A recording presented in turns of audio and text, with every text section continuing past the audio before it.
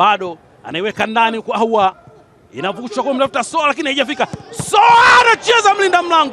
Mambo vipi mwana michezo na mfuatiliaji wa Kanuti TV. Leo mnyama alikuwa uwanjani kikichapa dhidi ya Gaborone United na mchezo kumalizika kwa 1-1, yani Simba kipata bao moja na Gaborone wakipata bao moja. Timu zote zimepambana na mwisho wa siku matokeo yamebaki hivyo, na mnyama ameweza kupita hatua hii na kwenda hatua inayofuata.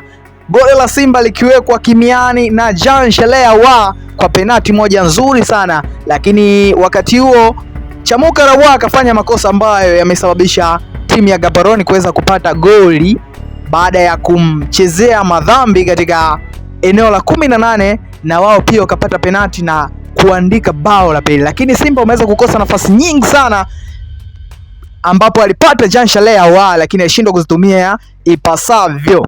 Lakini mbali na ushindi ambao umetokea, kuna matukio ya kishirikina ambayo yameweza kuonekana kwa timu ya Gaborone. Angalia mchezo, angalia kitu ambacho amekifanya golikipa wa Gaborone United baada ya kipindi cha pili kuanza, kisha dondosha comment hapo chini. Umeonaje mchezo huu? Hii ni Kanuti TV, usisahau kusubscribe.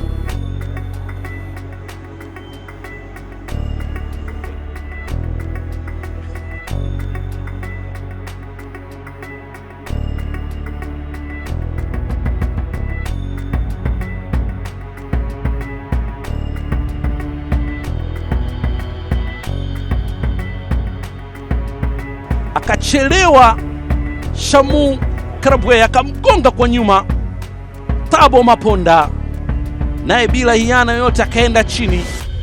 Mwamuzi akasema weka kwenye doti jeupe.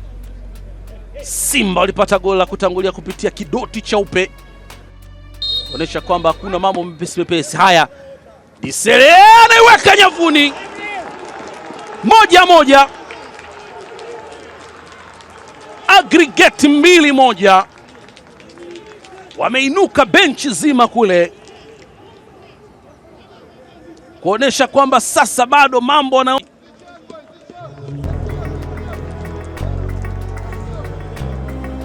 alikwenda akatupwa, yeye alikwenda kulia, ngoma ikawekwa kushoto kwake. Mlinda mlango huyo wakiwa tayari kabisa.